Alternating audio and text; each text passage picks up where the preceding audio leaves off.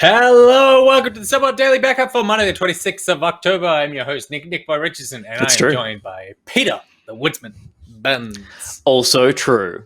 Also true. Spreading facts already.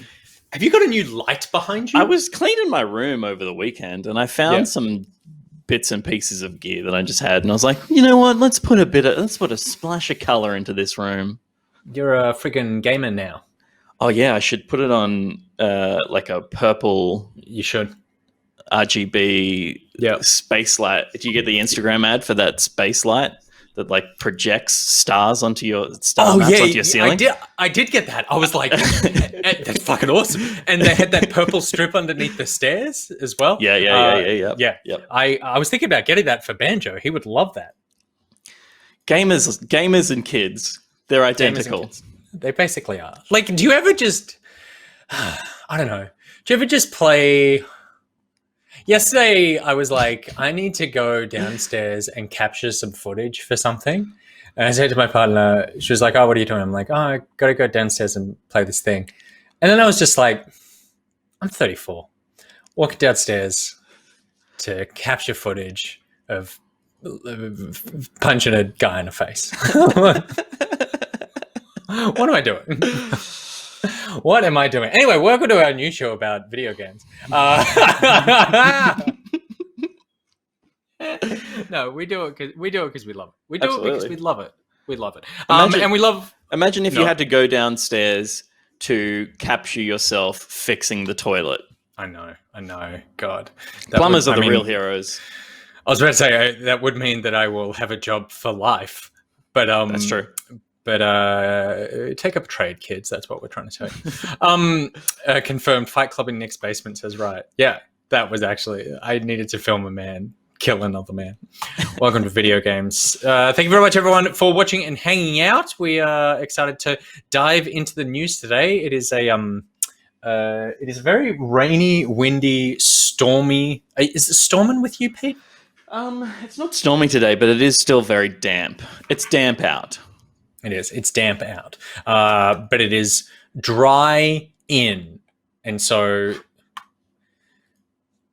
thanks for being in. I went to bed at 2:00 this morning. It was a real disaster. Let's get into it. Let's just get into it. We've dicked around enough. We've filled enough time. We've filled the time. The people are here. We're ready to go. Before we do, there are two people we need to thank. The first is the Pocketeer Patron extraordinaire, who this week is well, actually, I have two. I'll just do one. This week's is, where's my list? It's Kara. Thank you very much to Kara for being a Pocketeer Patron extraordinaire. I say thank you because Kara spent a good deal of her weekend talking to me about both Formula One and plants and how I can have plants and not kill them. Right. Yeah. Which Kara was phenomenal information that I needed in my life. But then also a lot of talk about Formula One, which is the reason that I went to bed at 2:00, and it's just not a good life decision. But in fact, as I went downstairs to watch the F1 last night, my partner was like, what are you doing? I was like, I'm going to watch F1. She's like, okay, like, don't come to bed too late because, you know, like, we've had a big weekend, blah, blah, blah. And I was like, sometimes in order to enjoy the things that we enjoy, we have to make terrible life decisions. And that's just, like, this is just one of those times where I know I'm going to go to bed at 2. I'm going to get woken up at 5:30. And that's just how life has to be sometimes. So there we go. That's how we live. Race. It's how we live. The second person we need to thank is, of course, the person you know, you love. It's the reason the news is here. It's Tim. It's !Tim. Get your !Tim's out in the chat because the news is brought to you by our favorite Pocketeer, Tim, from the Learn Programming Academy. If you want to learn programming from a man named Tim in an academy setting, then Tim from the Learn Programming Academy is the Tim to learn programming from for you. You can go to lpa.dev/backpocket and learn more about all of Tim's courses, of which there are so many courses. Arguably too many courses. Too many? Yeah, like I've been to his website, which is great. And I've been a little overwhelmed of just like there's too much education here.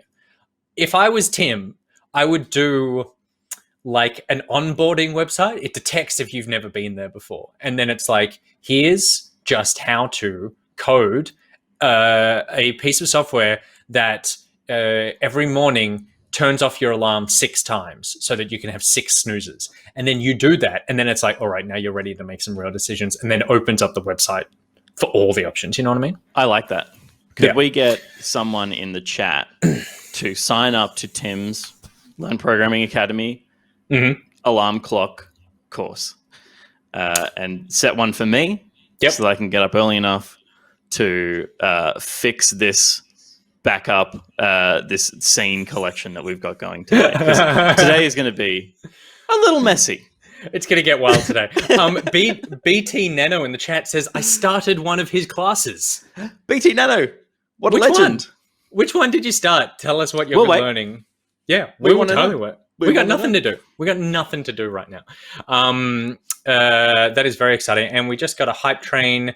That is also very exciting. While we're waiting for that, if you want to become a part of us, if you want to support us in the same way that Tim does, then head to patreon.com/backpocket and become a part of the Back Pocket community. There are so many different options and rewards and lovely tiers that you can be a part of. From $5 or more, you get access to basically the Discord, which is the best place on the internet. From $10 or more, you get access to the post show, which is actually the best show on the internet, better than this show and better than the main show that we make.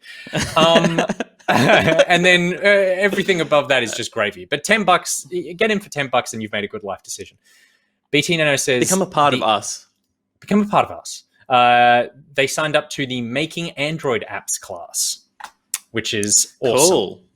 Very Nice. Cool. That'll be fun. BT Hook us Nano... up with some APKs when you're practicing, and I'll do. install those despite them being from an unknown source.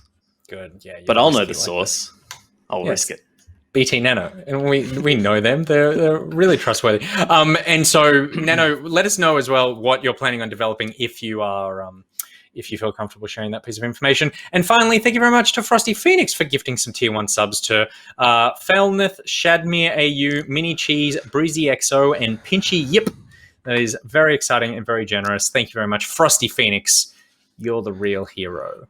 More of a hero than Nakara. Yeah, Kara, God. Both of them. Yeah, good. We just took out 2 people that we value a lot. All right, we value you all, and that's why we're here with the news for you. We've got quite a few items to get through, so let's get through them. The first one, the Uncharted Movie Set pictures have come out, confirming that this is actually happening. Yeah. This is a real movie now, Pete. Tom Holland has been filmed in front of a camera. You can't go back. Is it filmed? I guess it is. Wait, are you filmed in front of a camera? You're filmed by a camera. You're filmed by a camera, but you are he was in front of the camera and he was filmed. Yeah, that's technically very correct. Yeah, he looks. Though, if we're getting technical, well, maybe they're shooting on film, but they're probably not. They're probably shooting. Yeah, they're probably not. So it's not even filmed. No. Mark Wahlberg's in this. He's not nailing a first take. Film would be too expensive. Oh my goodness. Tom Holland looks fucking delicious. He looks good. He looks. I mean, he looks like Tom Holland, and I love him as Spidey. And when I first saw the pictures, I was like, oh, it's Tom Holland in cosplay. We know this cat. We know Drake so well. It's hard to separate him from that chiseled polygon. It's just one polygon with a texture over it. He's just his jaw is so square. So he's like, I mean, Tom Holland's doing a pretty good job with the jawline, but I was reminded by Steph. It's like it's young. He's a young Drake, and I can see him as young Drake here. And I think it's such a good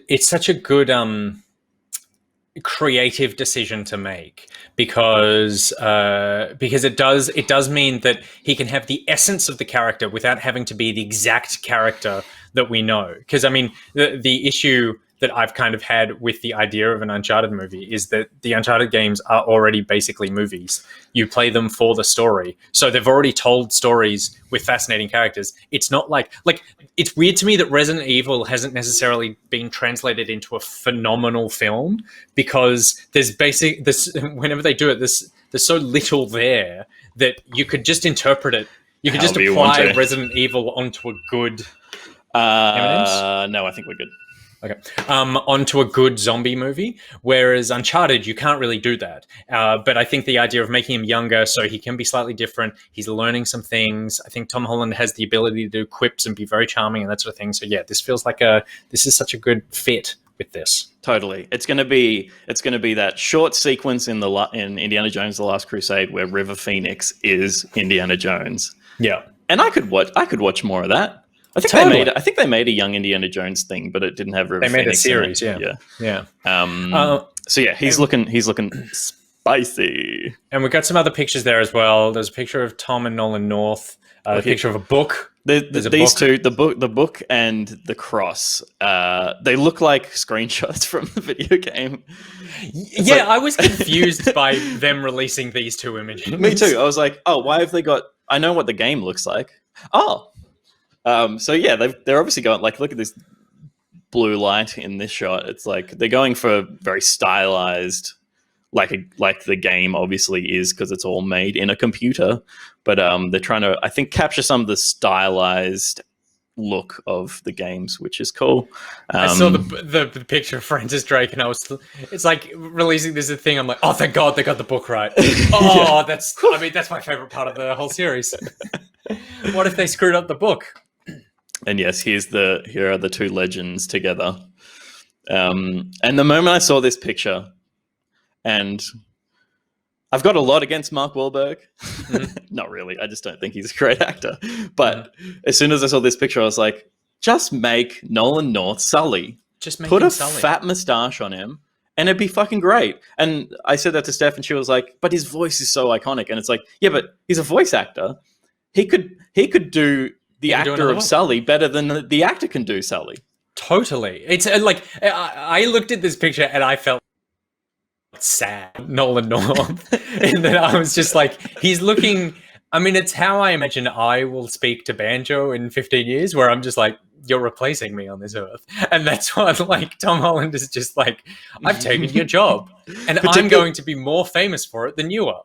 There's a particular sting to that because of how dyed Tom Holland's hair is in this picture. It's like it's unnaturally dark, and Nolan North is over there a little bit whitewashed. He's graying. Totally. He's graying out on the edges. And this guy's standing across from him, and all his hair is a single color.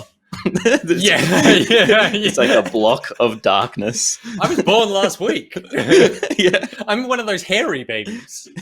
But that's a great call. The idea of making him Sully. Because there is a picture of Mark Wahlberg as well. There. Which is, I think Mark Wahlberg released this picture. This is not an official release, but that's probably the Sully mustache. But I agree. Yeah. Like, I'm going to just see Mark Wahlberg doing, like, he's just going to be, it's going to be like the character from The Departed, just old. And the character from The Departed is Mark Wahlberg's best role. Totally. And it's just Mark Wahlberg. Yeah. So yeah, that's a great idea. Nolan North as Sully. I mean, it's not too late to recast this thing. It's not too late to cancel this thing because they've done it 6 times already. Where's Gus when you need him? They love to do this. Why do we need him?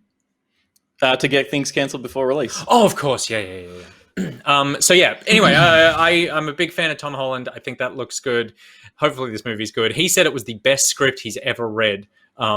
Full stop. Not even. He says that about every movie he reads, though. He's been in like 3 movies, mate. He's only read 3 scripts. There's Spider-Man. He was in Hunger Games. No, he wasn't. No. That was the guy from The Boys. Watch The Boys on Amazon. You're thinking of Jennifer Lawrence. I've seen he's in a movie where he's in the bush somewhere. That's it's called like The Devil Inside You, or The Devil. I think that's different, but that looks good. Yes, I saw a trailer for that the other day. That looks cool. So apropos of nothing, that movie is apparently fucked up. Yeah. And I was listening to Slash Filmcast, and they were talking about it. They were like, why did you make us watch this? That was like, every time it was like, something bad is going to happen to one of these characters, and then they heavily imply what that thing is, and you're like, oh yeah, that's going to be awful. And then the next scene, they show you in graphic detail the horrible thing that they already heavily implied. It's like, you already implied it. I was already there. Let's look at Tom Holland one more time. There he is. Let's get that taste. There he is. There you go. He looks fantastic. Okay, cool. And he's never going to hurt you. He kills like 1,000 people except in the Devil movie. I will just say, someone in the chat, Hella Lost, said Nolan North can't not sound like Nolan North, which is also a good point, because you do always know where Nolan North is. No, but I think it's because he's got such a great voice. He's what? He's Meepo. Oh yeah, that's right. He's a masterclass of voice acting. He can make squeaky noises. It's just they cast him as like the white guy in Guild Wars 2, the white human man in Guild Wars 2. So you hear him go, "Call of the Wolf," but like he's a very good voice actor. It's because he has a great voice and a lot of natural charm, and people heard him and were like, "Oh, we just want that. Just use that voice. Just give us that." He's being typecast as himself. He's an Ogre Magi. Maybe he's not Meepo. He's definitely Ogre Magi. He's definitely. I think he's a couple of characters. He's two characters. Yeah. He is a couple of characters. It's him talking to himself as Ogre Magi is pretty good. It's pretty good. Not so good. Would be working at Bethesda right now. That's not true. They got $7 billion. It's probably pretty fucking awesome. But they are getting sued by the by Ragnarok Game, who are the publishers of Rune 2. And normally this story is just like, okay, just lawsuits against things that's not fascinating. But reading into this, so Rune 2 came out in December 2019. Ragnarok Games published that game. They then, after the game came out, Human Head Studios, who were developing the game, immediately stopped supporting the game. So they stopped developing any new content for it, stopped any bug support, just stopped working on the game. Ragnarok were like, you can't do that, but if you are going to do that for whatever the source code, we'll find someone else to do this. And Human Head were like, no. So Ragnarok sued Human Head, going, you have deliberately made this game fail after release. We aren't happy with that. Since then, they have now updated the lawsuit because they found that Bethesda have gotten involved in that Bethesda bought Human Head ZeniMax, right? ZeniMax Media and Bethesda Softworks bought Human Head a couple of weeks before the release of the game because apparently... this is what they're alleging. Allegedly... some people at Bethesda had seen early source code for Rune 2 and were like, this is an Elder Scrolls killer. This is better than Elder Scrolls. So we're going to buy the studio that are developing it. And then as soon as it comes out, we have canned any development on that game so that it will just die. And torpedoed the release of Rune 2 so that it sucks, so that Elder Scrolls will not be eaten alive by this game that no one had really heard of. They go on to say that the not only did ZeniMax take control of Human Head Studios, ordered them to stop any development on Rune 2 and Oblivion Song, but it further alleges that ZeniMax took the project lead Christopher Reinhardt, who was, quote, Rune 2's creative heart and soul, out of action on launch day by sending him on a 2-day business trip to Texas, and that Bethesda and ZeniMax were the actual authors of the press release announcing the closure of Human Head, the studio who developed the game, the day that their game came out. It's just wild. I can't believe that that's true. Like, how are they that scared of this game? It sounds like conspiracy. Because then I was like, oh man, let's look at this game. And you're looking at this game. It's like, it's clearly a B title. Like, obviously people put a lot of hard work into it. It looks like it's reasonably fun, but it's certainly no mass appeal fantasy thing. It's like more MMO than Skyrim. It's third person, like dungeon crawly by the look of it. Yeah. I don't see anyone at ZeniMax going like, this is a Skyrim killer. I could see them going monopolizing and going like, we don't want any of the Norse fantasy market to be chewed up while we're still releasing Skyrim on every possible digital like thing with a screen. So like I could see some like anti-consumer angle to sue them of going like, you monopolize the market by buying up a studio that was making a competitor product, a competitive product that was never going to be as anywhere near as successful as Elder Scrolls, and destroying it after launch. It'd be like Macca's buying a local burger shop and shutting it down because it does well with locals. Like it also just feels like that's so much effort to go to for something like, if you're going to do that, buy CD Projekt Red. They're probably stealing more of your customer base than this will, and multiple games could exist in the market about the same thing. Yeah, it's very weird. I think it's also more likely that what could have happened is they saw an early build and there's something in the game where they're like, oh, this is really cool, and we potentially, like, this studio is pretty small. Exactly, yeah. The studio is pretty small. We can just take it and incorporate this into our next title, which is also the reason that they then stop any development, because that's the weird part, is that any development is stopped on the game and they basically just, it dies on release. So the fact that happens to me is like, well, we don't want to continue any further development on this because we actually want this to be a system that's identified with our game and not something that gets refined in another title. So, but it is a wild lawsuit. It's difficult to explain. Hopefully everyone got it. But they are, I was like, okay, so what is this? Like, what do you get for something like this? And it says that the lawsuit seeks compensatory damages of, quote, no less than $100 million plus restitution for development costs, punitive damages, attorney's fees, and other penalties. So the punitive damages alone could be more than the $100 million that they're asking for. Like, it's a pretty staggering amount of money that they're looking for. Yeah. I mean, again, like, the whole suit sounds like it only exists because of ZeniMax. Like, and this is an amendment to an existing lawsuit that they've now pulled in as the plaintiff. Is that what they are? No, is the plaintiff the suer? The plaintiff is Ragnarok, who are suing. Yeah, okay. Who sued Human Head and have now dragged in ZeniMax. I don't speak Latin. I assume that's Latin. So they've pulled in a new defendant in Bethesda, like ZeniMax and Bethesda.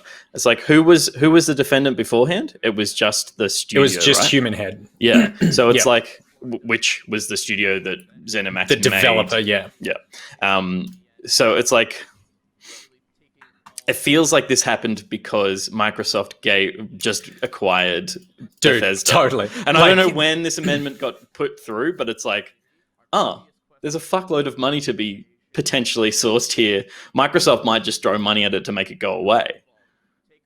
You know, the amendment, I've got the court filing, and it was filed the 6 days ago. Yeah, okay, yeah. So it was filed a couple of weeks after $7.6 billion was constantly touted in the news of how much Bethesda suddenly got an influx. And also, like, I love the fact that Microsoft is like, all right, we've bought this. We bought this fantastic, great. Oh, great! We also bought $100 million lawsuit.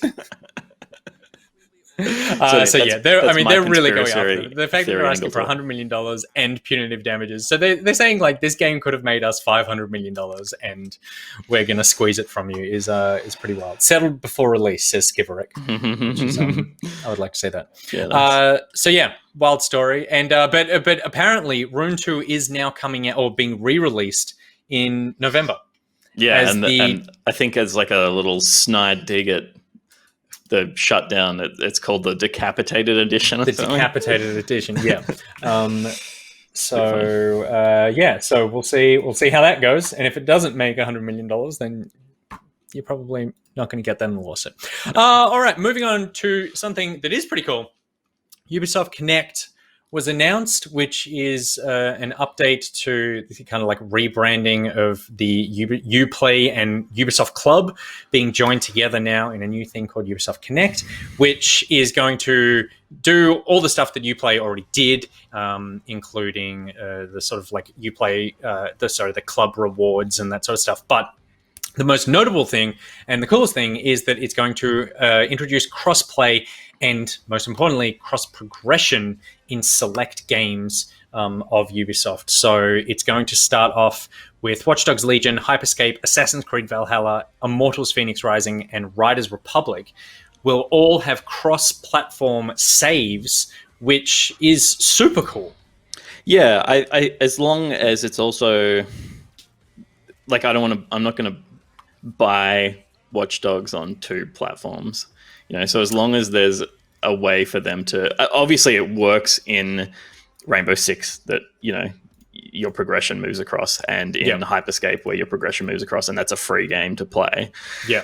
But that's only as useful as where I bought the title. So as long as there's some consideration to that, because obviously the platform wants to make its money as well, but obviously this is a good thing. It's better than it not existing. And I remember way back, Ubisoft, when I was still using Hotmail, I have my Ubisoft account is tied to my Hotmail address, and I earn Ubisoft points by playing Assassin's Creed games, and then I can every time I launch up an Assassin's Creed game and go to the store part, it's buy this Ezio outfit with your Uplay points that you've accrued.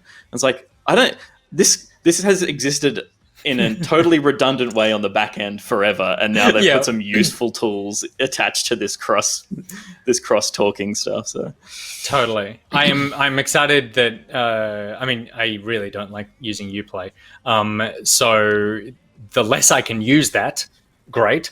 I totally agree. Yes, the implication of something like a cross save in games that are premium titles like Assassin's Creed does mean you need to buy it twice. The 2 things that I'm thinking: one, we know Ubisoft's penchant for putting their games on every single streaming platform possible that gets announced. So say I end up using Amazon Luna, for example, or whatever, and I have the Ubisoft stuff there. It's well, I can access those games there, and I already have it somewhere else, so that could work. But for me, I think it's stuff like I will still have to buy the game twice, and that's annoying. But something like Immortals Phoenix Rising, where I can go, I can play it on my Switch when I'm out, and I can play it on my PC when I'm home, is cool. And so stuff like that for me, I go, if it's a title that I really like and that I'm sinking a ton of time into, then that's maybe I buy 2 copies of a game or something in that scenario.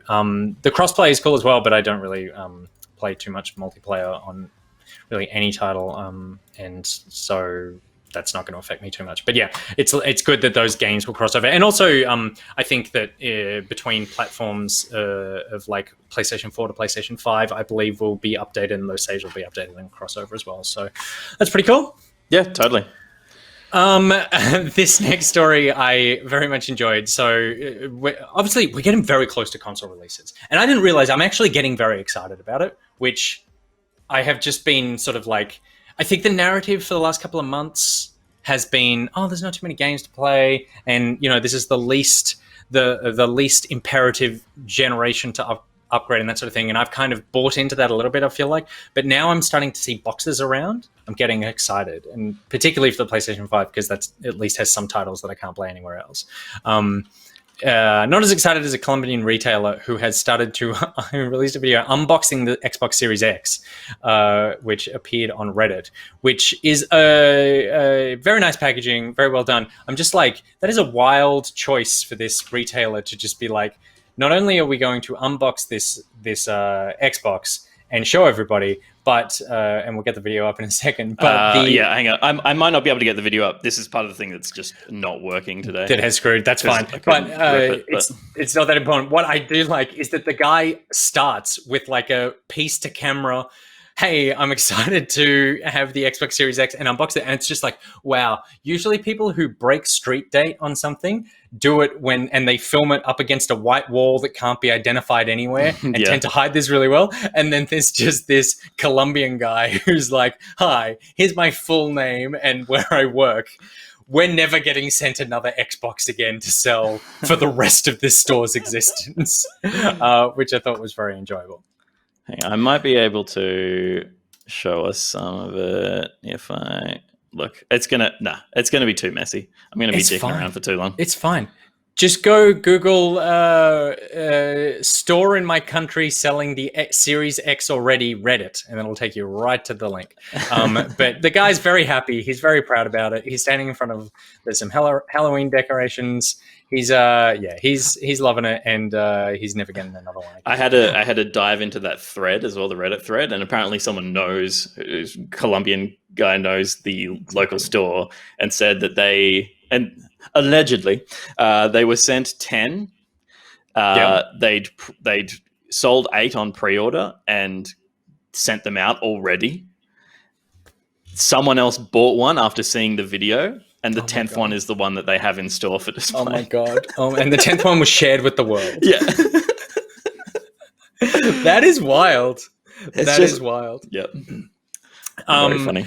And then we've also, while we're talking about boxes, just a quick look at the PS5 box, which is absolutely phenomenally huge. The PlayStation, compared to the PlayStation 4, that's a huge mother of a box. That's going to be wrap my hands around it.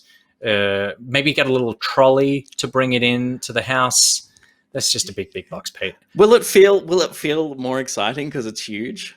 Yes, it will. Anything, like, as long as when I open it up, there's not a smaller box in there, and then a smaller box in there, and then actually we realize that it's just a normal, like bigger. Like, I got a new PC a couple of weeks ago. That was the most exciting package that got delivered. Huge, aren't they? I know they'll send you the if you got it pre-built, they're still just going to send you the case box, which is the size of the case plus 20%.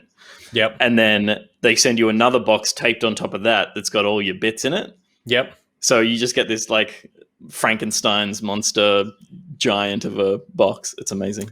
It's always fun. I am now officially excited for new consoles. It happened. They're coming out in 2 weeks' time, but I'm ready now, and I'm pumped. Just go to Columbia, mate. You can get one right now.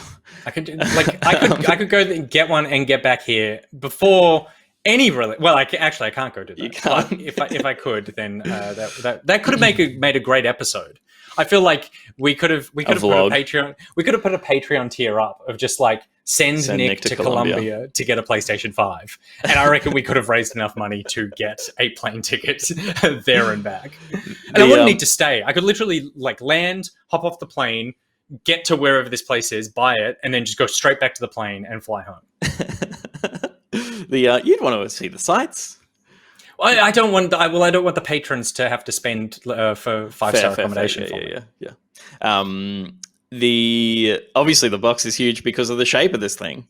There's no wasted space in that PS4 box, whereas this is like trying to pack an oyster into a jewelry box. Yeah, totally. Yeah. All these wings. Yeah, it's like and like, because I imagine if you put pressure on the tip of those wings, it would not be great for the console. So it must have been an interesting, when that rocked up on the from the console designer to the box designer would have been quite upset. Totally. Also, I want to, if you're a box designer, let me know what your job's like. That I feel like I want to know people. It's always those companies where I go, oh, maybe that's what I should have started. That's how I could have made my millions, was like box company, because everything needs a box. Totally. I was two things about that, please, because boxes are very exciting. If the box designer at Apple isn't on a 6-figure salary, it's a fucking travesty. Totally. And whoever scores the Amazon box manufacturing contracts in individual countries, you're laughing. Yeah, totally. I was thinking that as I was tearing up Amazon boxes in my garage to put in the recycling bin last night. You're just like, I have so many of these. Knowing Amazon, it's probably Amazon. Amazon probably have a company that they started, which is just Amazon box maker. I didn't know I had information about boxes, but I do. While we're talking about boxes, so you know how sometimes you get an Amazon package and it's like a cable, and you would have thought that cable should be in an envelope, but it's in a box. Yep. and you're like, there's all this wasted space. This is bad for the environment. It actually turns out that it's not. They do that because they calculate what your shipment is going out with everything else, and how can we fit the most amount of boxes in this truck. And so therefore sometimes they'll pack things in boxes that don't seem appropriate for what you're getting, but actually create more efficiency in the packing, and therefore less wastage and less sort of pollution, I suppose, because you've got a bigger, emptier box. Imagine if Jeff Bezos and co. put as much energy into trying to make their employees happy as they did into how to fit boxes into a truck. I know. Because right now well, the problem is, do you think that the problem is that they actually just have one philosophy, and that's how can we fit as many blank into blank? Because I think that's their actual issue. And when it's boxes in a truck, it's like, cool. Great work, guys. When it's people in a factory, no. So maybe that's their problem. I like it. Our problem in the future is going to be how disgusting Scorn is. So Scorn, which got revealed a few months ago, a sort of HR Geiger, Xbox game that was it one of the few games? Geiger, yeah. Xbox Geiger, thank you. It was one of the few games on their sort of initial stream where it was like, it was like, this is the launch slate. There's a psychic that talks to hell, and then there's a person in hell touching phalluses. And yeah, that's right, the phallus game. And as you can see here, it's set in that deck. This is the inside of a penis. This is the shaft. Yeah. And so 15 minutes of gameplay came out. It looks disgusting. It looks disgusting and beautiful. Yes, like you can appreciate the art design. Yeah. There's like a soft pastel quality to some of the most disturbing images.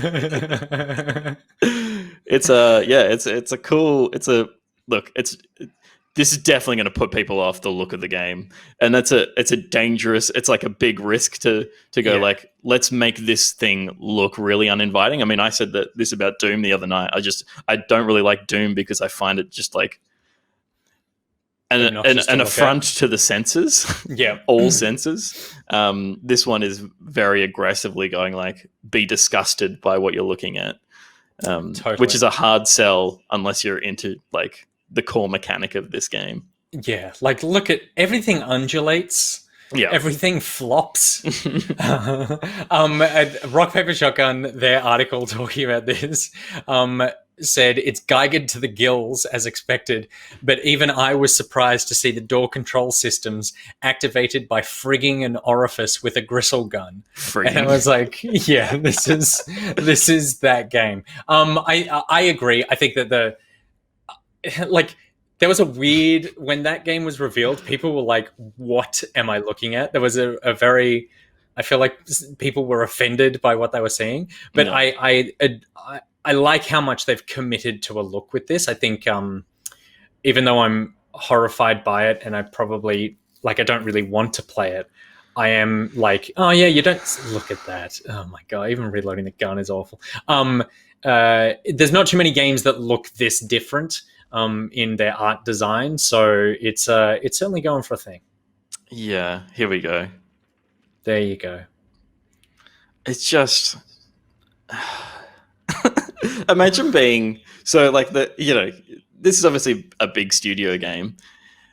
Imagine being the artist who works at that studio who gets asked to make the phallus to plunge into the lock vagine.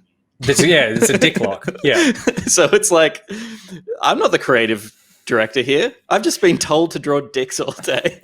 Well, also, I want to know who was the first person to suggest this, because that's actually, I feel like that's the big swing, is actually being the person big swing. of being See what you did there. Thank you very much.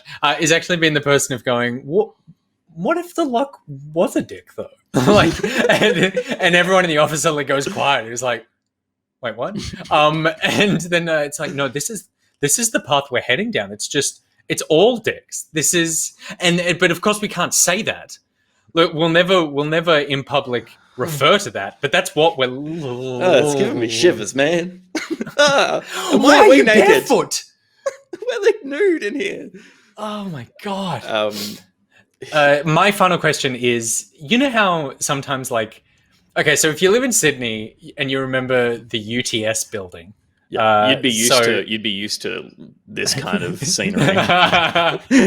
So the UTS building in Sydney is just they've updated and there's a new nice looking one, but the old one is just a horrific looking tower. It's just so utilitarian and very disgusting. Not gross, but just ugly. But some people would have been like, oh, this looks really good. Do you think that in alien societies, some people in alien societies would walk to this ship and just go, oh my god, this is disgusting. This is repulsive. Because I've walked into houses where I'm like, oh, the decoration here is terrible. But when you play something like Gears 5, it's like all of them have designed their spaces exactly the same way. Like all alien species have a consistent design aesthetic.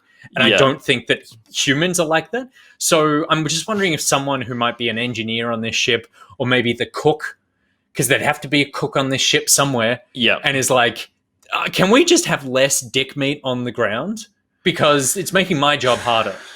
Well, it's like there's that age old there's some organic matter going on in here, and it's like if you were in a submarine and half the walls were made of human flesh, which would actually be better in a submarine potentially. Like, you know how tight all those holes are. If you hit your head on the bulkhead as you're going through, and it's made of human flesh.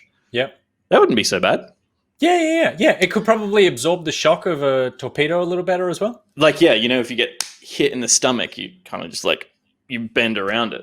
Yeah, when you get let's shot. Talk to the Navy. Let's get a Patreon tier. Let's get enough money to shoot a torpedo at Gus's stomach and see what happens.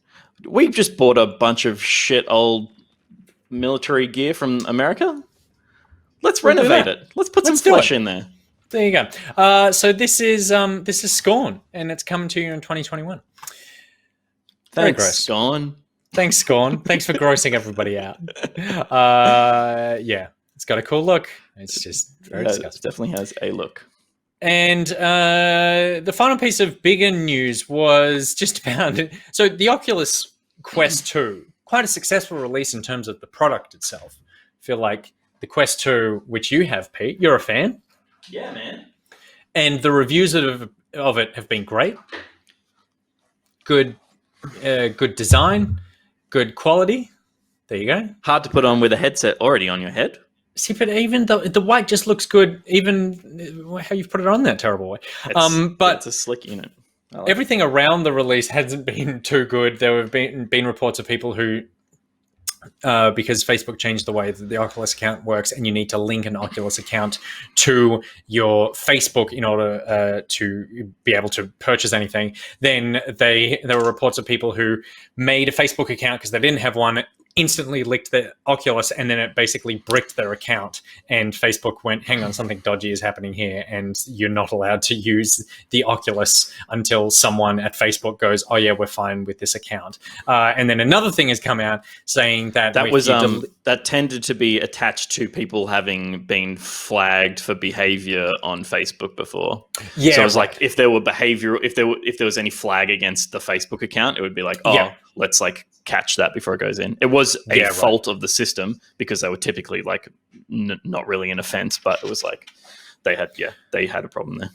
And now if you delete your Facebook and it's linked to your Oculus, it will also delete not only your Oculus account because it's there, but it will delete your Oculus purchases as well. So this is forcing me to keep my Facebook, which is just, I know that that's already happened, but the idea that now if I get rid of my Facebook, I lose access to my purchases as well. I not only cannot buy anything else, but I lose my old ones. This is a wild...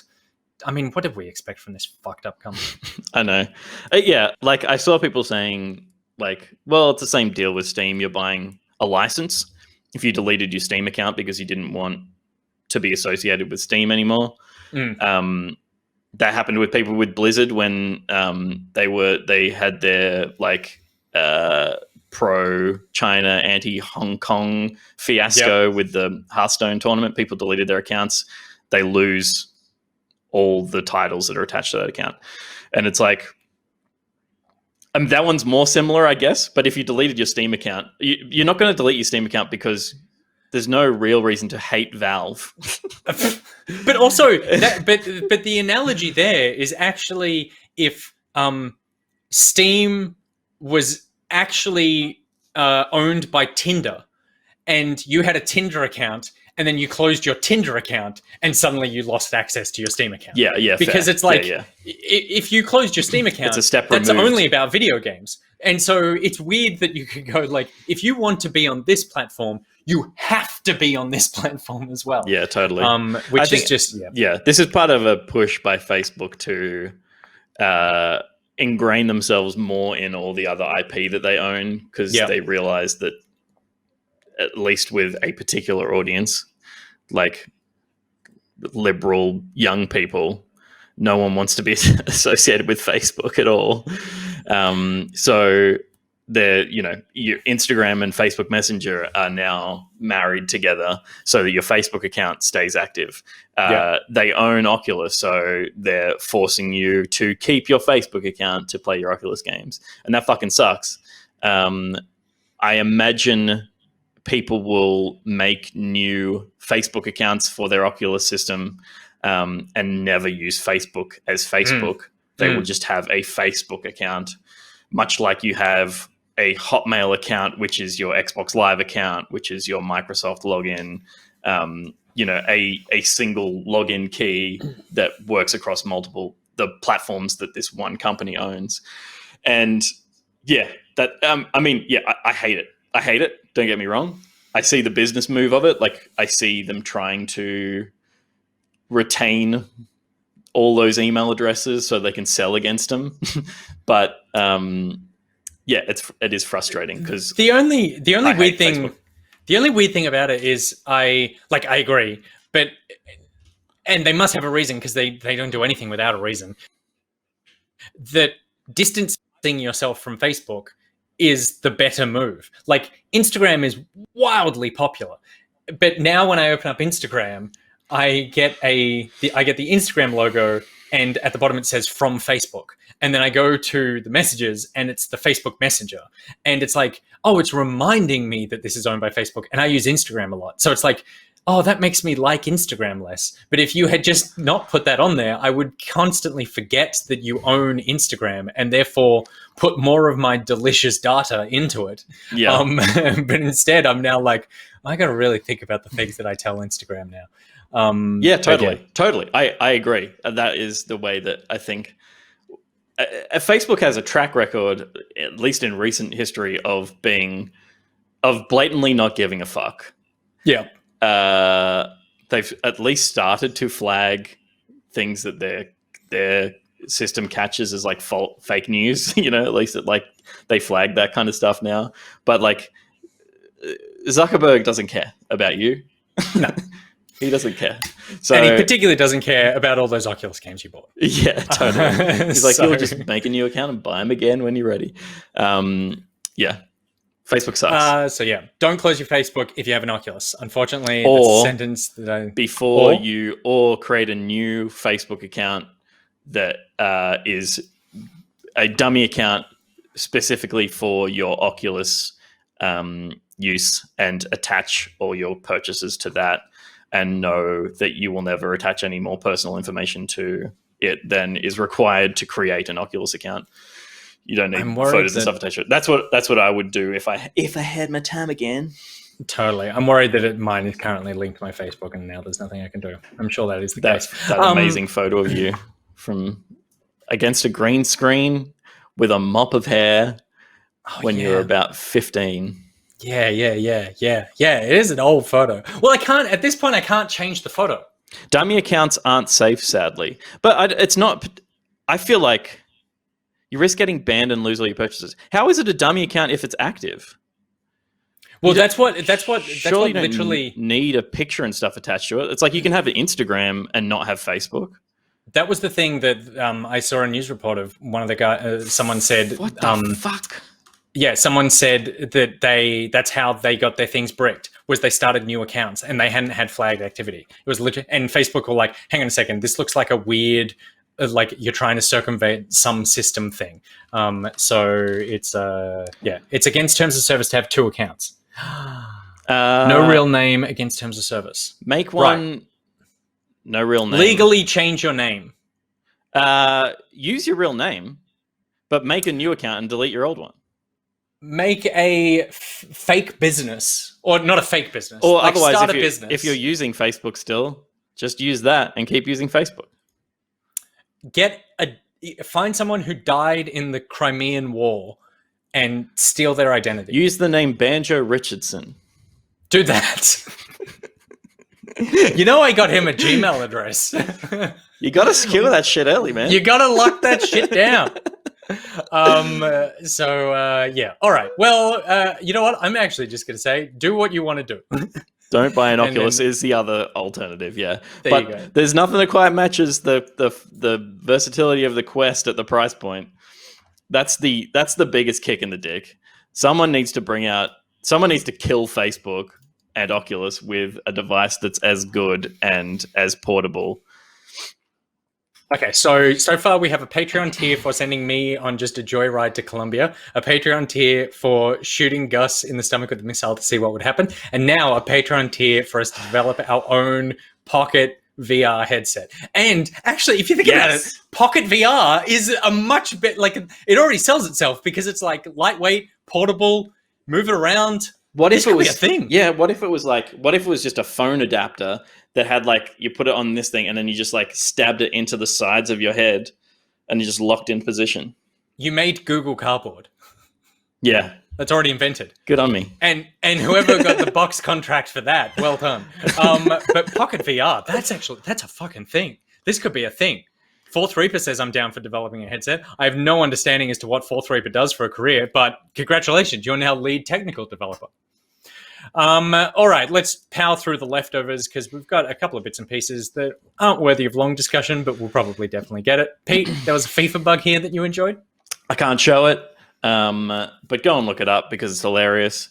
It is a bug that's apparently very common in FIFA that when a ball hits a player's foot in a particular way, the player model goes doing and does a little Mario jump. Hilarious. FIFA 21 bug sees players do their best Super Mario impression is the headline of the Eurogamer article, which has compiled some of the best ones out there. So definitely look that up. Hilarious FIFA 21 bug. And it's very funny. Even if you don't like FIFA, funny. It's very funny. It is very, very funny. It's a good watch. And it's actually the only new feature in the latest FIFA release. So there you go. Darkest Dungeon 2 is coming to Epic Games Early Access, that's coming in 2021, which is, Gus will be very excited about that. He loves the first Darkest Dungeon. I enjoyed it too. It just becomes a hell of a grind. Very dark, very difficult decisions to make. But there you go. That's the only bit of light you see on the screen the whole game. The first Darkest Dungeon game was quite a successful early access title, and that was released in 2016 and did that great sort of Hades-esque, just in terms of really great updates. One of those early games that did their update cycle really well in early access. Yeah, so nice. I'm keen to see what they actually change and add to the sequel, because I think that the first game is really great. I would like to see a bunch of new mechanics and systems in it, because otherwise I would go, why not just release an expansion? Because that game is kind of very replayable, and if you just added more expansions to it, then it's something that you can sort of build out. So I'm hoping that what they actually have is a really big idea that they want to add to this to be able to really justify a sequel. But I'm excited to get my hands on that. Yeah. Something else that Gus would be excited about, as I and Pete will just suffer through, is Kojima Productions have confirmed they're working on a new project. A tweet came out from Kojima Productions confirming new project is in development and is looking to hire the best-in-class talent to work from our Tokyo studio. For more information in the openings, please visit blah, blah, blah, blah, blah. Pete, I hope they make a game. I hope they make a game next time. That'd be cool. Yeah. Rather than a shittily written, poorly performed box sim. I mean, like, fuck Death Stranding.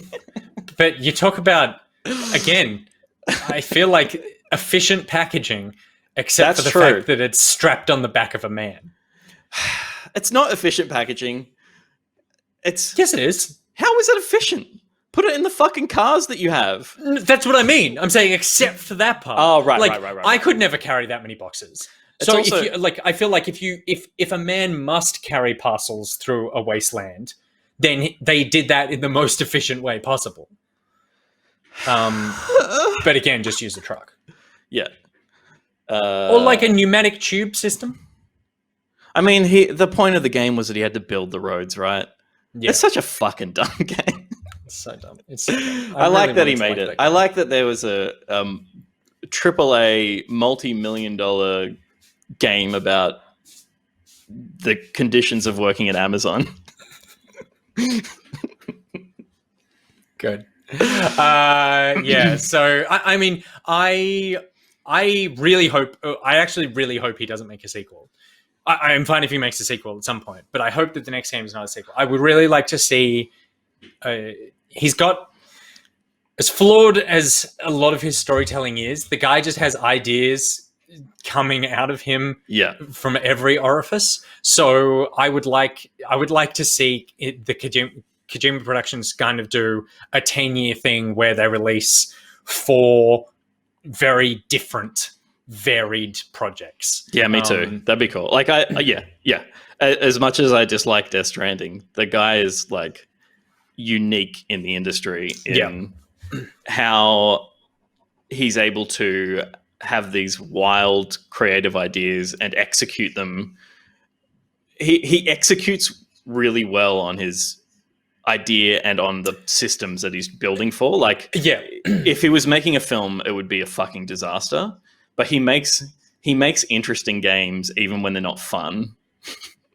And he makes and they're not fun deliberately. Yeah. Like, it's not like he just missed the mark on being. He hit his brief to the fucking T. Yeah, the vision was realized. So I would just like to see more, like, really act like the independent studio that he wanted to build. Goose in the chat said, "Equip one PS5. You are over encumbered."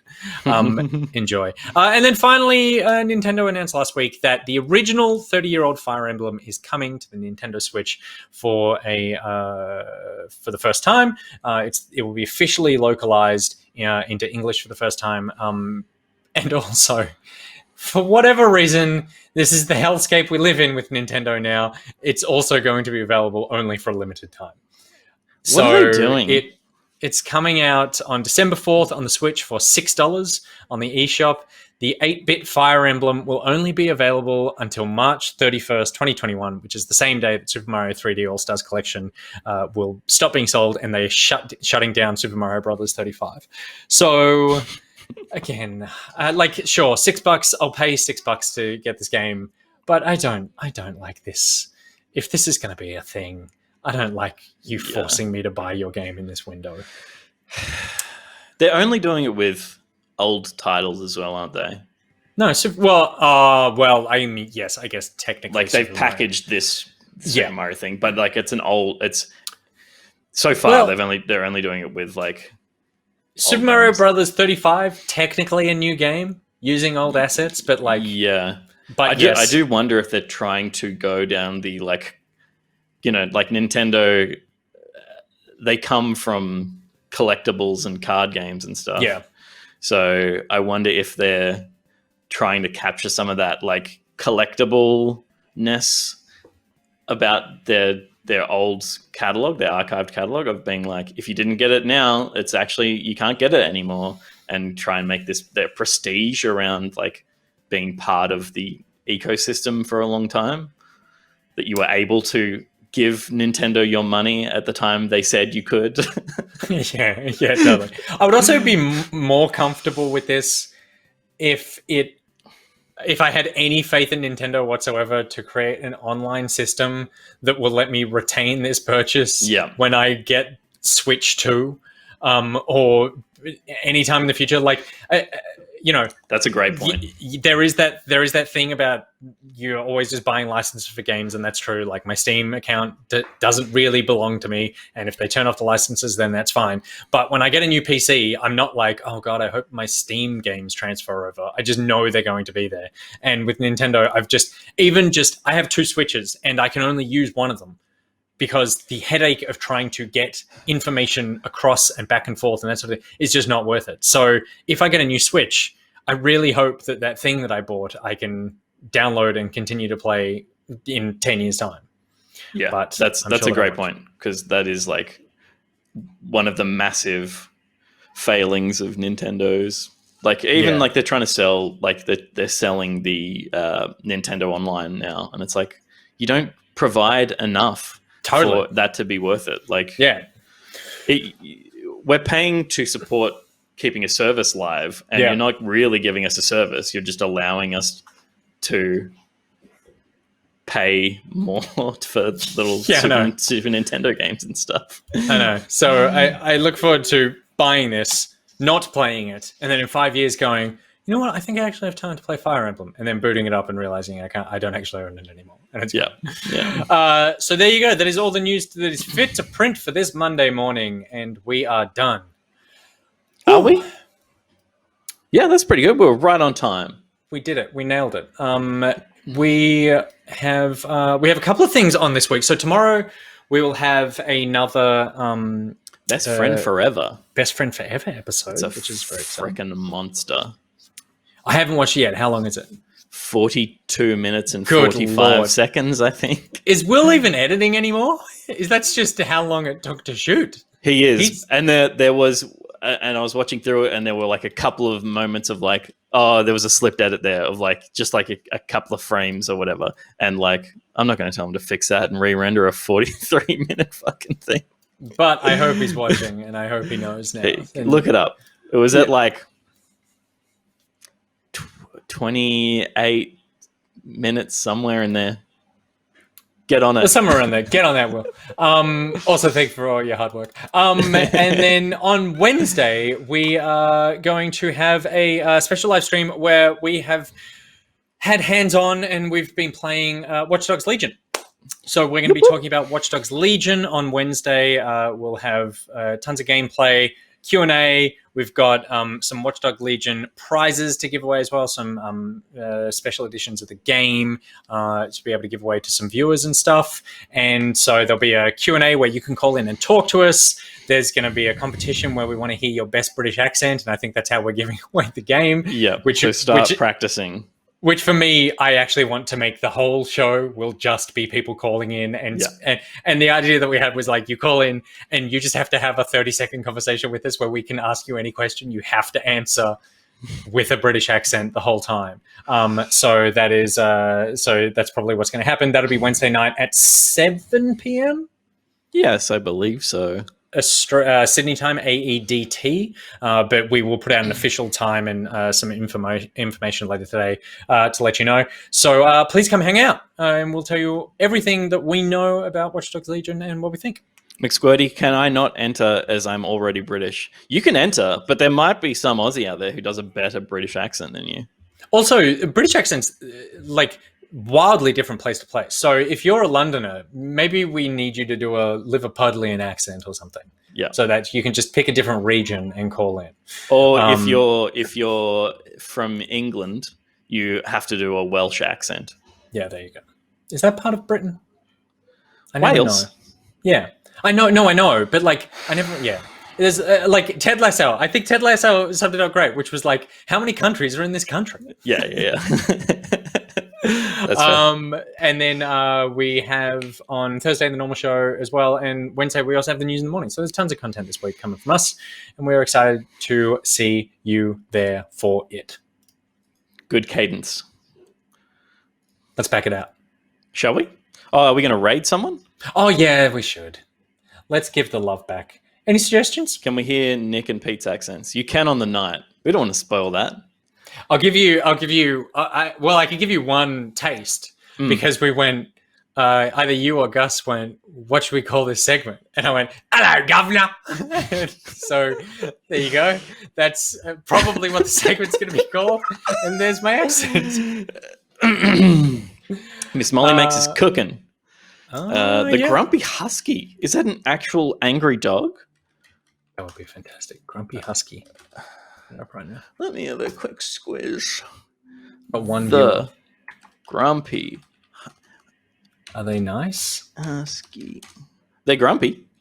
They're grumpy. And I like that. Now it's 0 viewers. I think we would freak them. They haven't started. Freak them out. They haven't started. Or they've been on hold for an hour and a half. Something's going on. Let's go see Miss Molly. Do people want to see what Miss Molly's making today?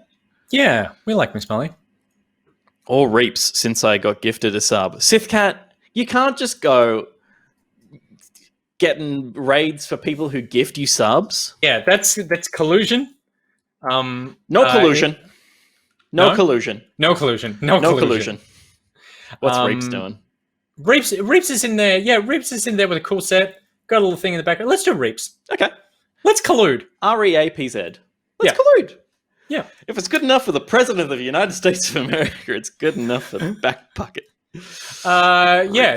I just want you to go into the chat and start shouting collusion.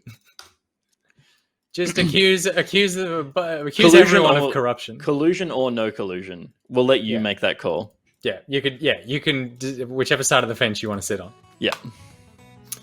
But remember, this is political. All right, good. Well, thank you very much, everyone, for hanging out, and we will see you on Wednesday morning. All right. Back it out. Bye.